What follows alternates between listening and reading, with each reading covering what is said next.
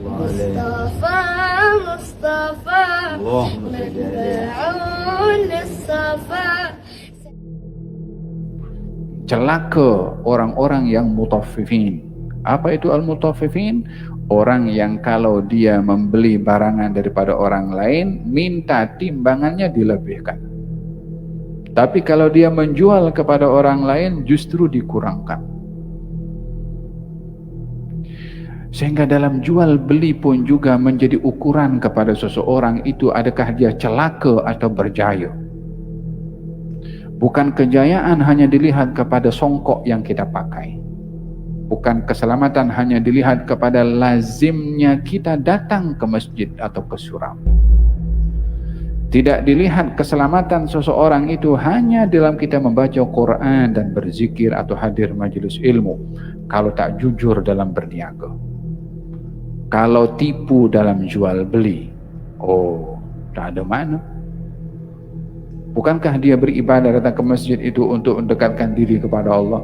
Kenapa di luar dia larang perintahnya Allah? Adakah pemahaman dia taat kepada Allah hanya di masjid sahaja, jual beli tipu orang tak apa? Al-wailul lil mutaffifin, celaka, neraka wail bagi orang yang berbuat demikian. Apa itu? Kalau jual beli tidak jujur dalam timbangan atau dalam sukatan. Ala yadhunnu ulaika annahum mab'utsun? Mereka tak sedar ke? Mereka tak ingat ke yang jual beli tak jujur tu? Kalau satu hari nanti dia akan dibangkitkan oleh Allah, akan disoal oleh Allah. Oh, jangan pikir satu butir pun kalau sengaja dikurangkan daripada orang yang berhak untuk membelinya atau memilikinya, melainkan akan disoal oleh Allah Subhanahu wa taala. Walihada dalam ada satu orang itu dia membeli korma daripada Baghdad. Kemudian dia balik ke mana, ke Kufah kalau. Kemudian masa diletakkan korma itu, ada satu korma yang bukan dari korma yang sama jenis untuk dibeli olehnya, terjatuh masuk dalam dia punya bag. Sampai di rumah kata dia buka, kenapa ada lebihan daripada korma ni? Bukan yang dia beli, dia patah balik pergi ke Baghdad nak kasih balik satu korma saja. Takut termasuk daripada golongan orang yang dia ambil hak orang. Itu satu korma. Orang yang curi duit orang itu tanpa kira, ya, sikit je. Sikit bukan RM1, sikit pun berjuta-juta juga, bukan sikit. Ala yadhunnu ulaika annahum mab'utsun? Tak pikir ke dia nanti akan dibangkitkan dan disoal oleh Allah Subhanahu wa taala, akan dibangkitkan, dipertanyakan oleh Allah Subhanahu wa taala pada setiap perbuatannya. Oleh sebab itu Nabi bersabda, at-tajir al-amin as-saduq ma'asyuhada yaumal qiyamah. Seorang peniaga yang jujur, yang amanah, at-tajir al-amin, yang amanah, al-amin, at-tajir al-amin, as-saduq, yang jujur, maka dia akan dihimpunkan dengan para syuhada nanti di hari kiamat. La ilaha illallah.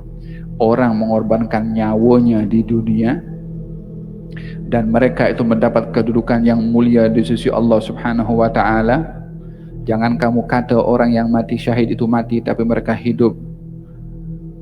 Sebagaimana Allah firman dalam Al-Quran, dan bagaimana kedudukan para syuhada nanti di hari kiamat, kalau ada orang yang sama darjat dengan para syuhada walaupun tak korbankan nyawa.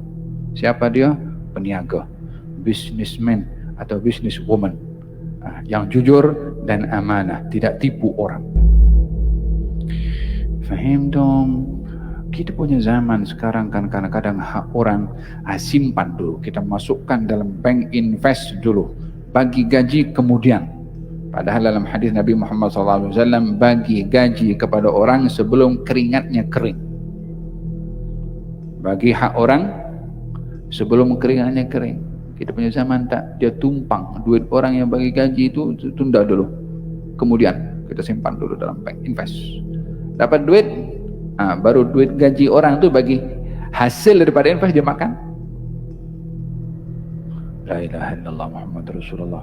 Muslim bukan muslim, mukmin bukan mukmin, ada tanggungjawab kepada Tuhan, ada tanggungjawab.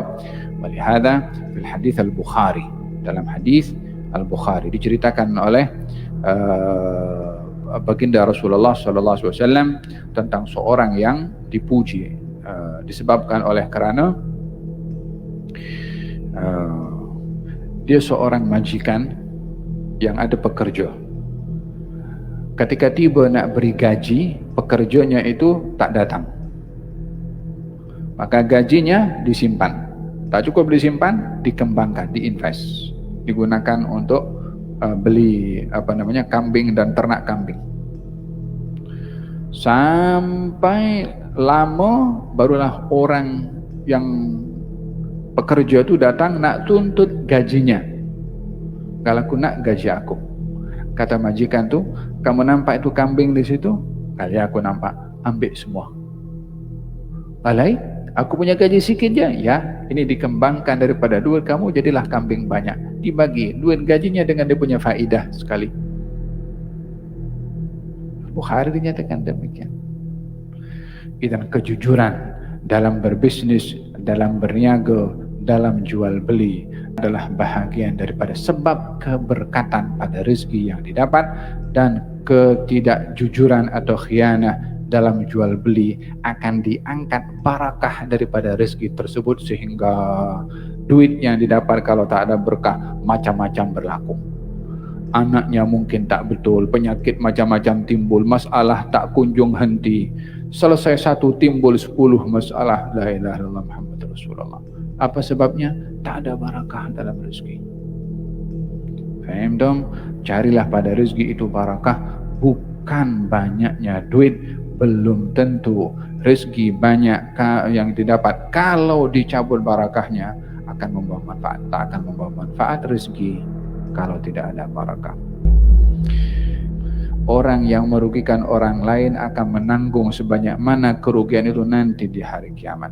Dalam hadis Nabi bersabda, orang yang mengambil hak orang lain, satu jengkal tanah, itu satu jengkal yang diambil, 7 lapis ke bumi ke bawah akan dililitkan di lehernya nanti di hari kiamat untuk dia berjumpa dengan Allah dengan curi hanya sejengkal tanah di atas muka bumi ini.